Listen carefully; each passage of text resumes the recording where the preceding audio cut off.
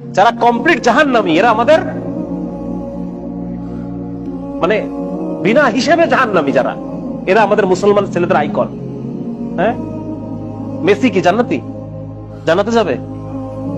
Messi যদি এখন এই অবস্থায় মারা যায়, তাহলে ও কিভাবে আমার আইকন হয়? আমি ওর নামের লেখা টি শার্ট পরে কিভাবে ঘুরি? তার প্রতি আমার ভালোবাসা কিভাবে জন্মায়? কিভাবে জন্মায়? আমি তো মুসলমানের সন্তান।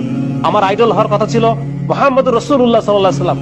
আমার আইডল হওয়ার কথা ছিল আবু বকর, ওমর, খালিদ ইবনে ওয়ালিদ, মুহাম্মদ বিন কাসিম, হ্যাঁ, মাহমুদ গজনবী, এরা আমাদের আইডল হওয়ার কথা ছিল। আজকে আমাদের আইডল কারা? যারা বিনা হিসেবে জাহান্নামী। আমি কি মুসলমানের সন্তান না? আমি পড়ি নাই কালেমা লা ইলাহা ইল্লাল্লাহ মুহাম্মাদুর রাসূলুল্লাহ?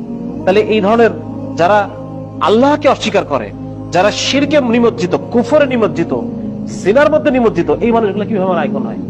এজন্য এইটা মনে করার কোনো কারণ নাই যে আমি এখন আমার যে যৌবন কাল, এইটা আমি যেভাবে ইচ্ছা সেভাবে চলবো, বৃদ্ধ বয়সে গিয়ে আমি ভালো হয়ে যাবো।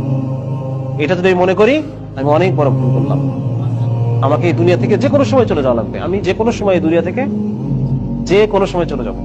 আর এখন মৃত্যু হওয়া মানে এখনই আমার আখিরাত শুরু হয়ে গেছে।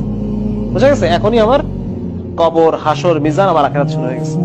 যার কারণে এটা, এই ভুল থেকে আমাদের উঠতে হবে এবং মুসলিম হিসেবে আমাকে নিজেকে চিনতে হবে যে আমি সবার আগে একজন কি, সবার আগে আমি একজন মুসলমান।